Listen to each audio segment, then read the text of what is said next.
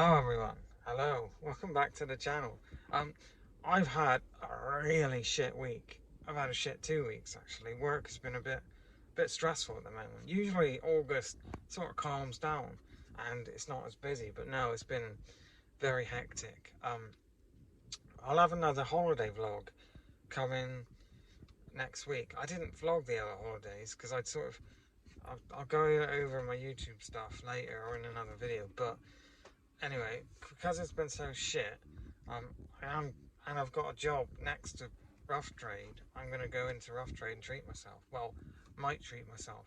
Um, this video will be very short. Or won't get posted if I don't buy anything. Obviously, it's just like I started collecting vinyl back in 2017, right?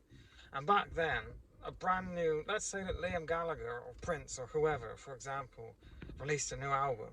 If it was just a plain Jane black vinyl, single vinyl album, it'd be about 24 quid, maybe 20 quid. And I didn't mind spending 20 quid on a new sealed album. If it was a double album or like a special edition, it might have been more, but that was fine. But obviously, with the price of everything going up, it's obviously an affected vinyl, and new vinyl now is just way too expensive. Rough Trade sometimes have some good deals on older music, like a lot of their Elvis stuff sometimes goes half price because I don't think people are buying it, which is good for me who loves Elvis, you know. But anyway, um, I'm thinking of trying to find a bit of 80s music or something like that. Um, but we'll see what I find. But if it's just too expensive, you know, I'll make a different video. But let's see.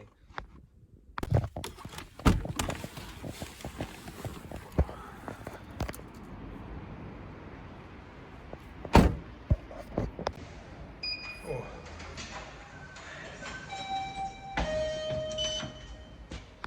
It's strange filming videos again, but I definitely want to get back into it. But I haven't spoken about it before. I'm now using an iPhone to film instead of this old Samsung.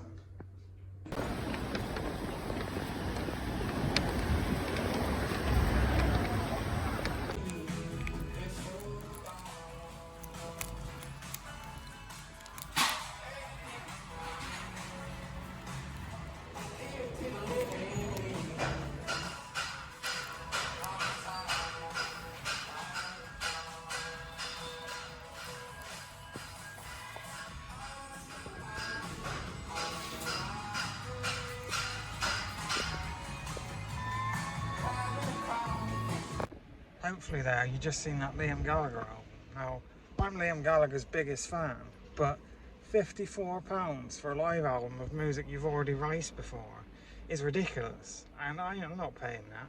I did buy something, I bought 2 albums, they were both relatively cheap. They're about half price compared to what a regular sealed new album would be, so I got 2 of them. They're both, I've heard one of the bands before, but the other one I've not listened to before. And I haven't gone in and done this and treated myself at work at least for almost a year, because obviously I've been cutting back and saving money, but you know, it makes me happy, it makes work worthwhile. I work my ass off, I deserve to go and have a treat. Now, through the magic of television, I will be back sat at my desk to show you these albums in 3, 2, 1. I'm back. So it's 2 vinyls to show you, as I said. I'm certain I've heard one of these bands, but the other band I've never heard before. But I thought I'd give it a go because they were both reasonably priced. So the first one is the Shangri-Las, a female pop group from the 60s. There are loads of female pop group from the 60s, but I mean, this is someone here, and if I had to choose my favourite, I'd probably go Renette's, but that's not like a set in stone thing. That's just probably the one I've listened to most. I do have, so as I drive for work, I've made playlists of different decades of music, and I do love 60s pop music. I mean, obviously you got the stuff everyone knows, like the Beatles, the Stones, and whatever, but stuff like the Shangri-Las that can go under the radar is pretty good stuff. Or even the Kinks. I think that the Kinks do not get enough recognition for the music they made during the 60s because it's bloody brilliant. See if I can open this without. It's one of the tricky hacks. So it says the mid 60s were an era of the girl group, of the Supremes, the Ronettes, the Marvelettes, the Shirelles, and the Shangri-Las. The girls ruled the charts, but while the Supremes breathlessly wooed listeners to the tune of Baby Love, Baby Love, Baby... Sorry. The Shangri-Las stormed stages across the USA in tight... What they do at Rough Trade, they seem to... I don't know whether they copy like the wiki article, but it's never long enough or big enough, so it always just ends or cuts off. But, yeah, I mean, 60s music is generally really good. When people say, I mean, you can get crap 60s music just like any decade, but I'm sure this is going to be fantastic.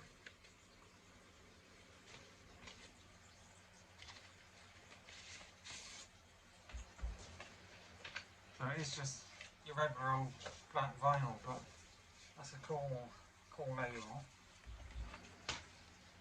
Somewhere along the middle of 1964, everybody who knew anything at all about the current pop music trends knew that there was only one possible way to get a record to #1 position, or even to the top 10. It was essential to start with a group of balmy-looking British boys, preferably 4, 5 if you were daring, or maybe Shadow Morton wasn't paying attention. Or maybe he was just busy writing and producing and arranging for Redbird's records that he didn't have time to listen to the radio. Obviously talking about the Beatles and Stones, but yeah, no, that'll be a good listen. And I love the... One minute. Go back in. There we go. I love the 60s outfits, and of course you've got the beehive haircuts, and that's a classic. Now, the other one, I've never listened to this band before. I have heard of them. So if you don't know, there's a dude on YouTube, a Canadian dude called Canadian Studmuffin, and if you don't follow him, you definitely should. He was sort of the inspiration for me starting my own channel. Seeing him make videos like this, I was like, oh, I can do that, and I would consider myself quite knowledgeable. But he likes this band, and I love prog music. I mean, I have, Pink Floyd tattooed on my arm, and I love Pink Floyd's longer cuts like Echoes, and Atom Heart Mother is brilliant. And I like the band Yes. They have some really long songs that are, some of the big prog music bands, that was a weird way to say it, but some of the big prog bands have songs that go on past 10 minutes, or even 20 minutes, and this is one of those bands, and I'd never listened to them until maybe about an hour or two. Captain Beefheart and his Magic Band / Mirror Man on a collector's limited edition high quality coloured vinyl. Now, I didn't pick it up because it was coloured vinyl. I was looking at getting one of their albums eventually. So originally Captain Beefheart and the Magic Band's second album was intended to be a double album set called It Comes to You in Plain Brown Wrapper, although 1968's Strictly Personal has the same artwork that was mooted for the double album. It was a single. I think they're trying to say that this was originally going to be a double album, but it was split into 2 discs, as 2 separate albums. But they both used the same album artwork. I'm probably wrong. But I mean, like Trampoline.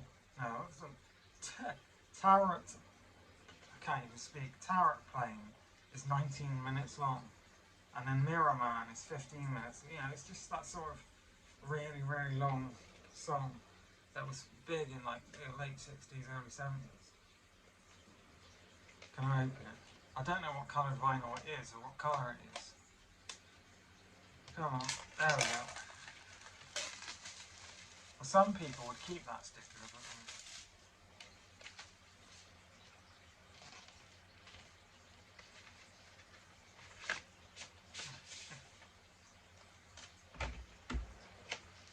well, it's not really a colour, but I suppose it's cool. Nice clear vinyl with a rather great, I can't speak, it's been so long, a rather great label, but that, yeah, no, that looks good. I like clear vinyls. The only other clear vinyl I have is the 40th anniversary of Joy Division's Closer. That came in a clear thing. But yeah, I'm going to go and give these a listen, and I'll probably review them in the future. But thanks for watching. I'm going to go and edit this video and then post it, hopefully. And I'll see you again soon. Take care, everyone.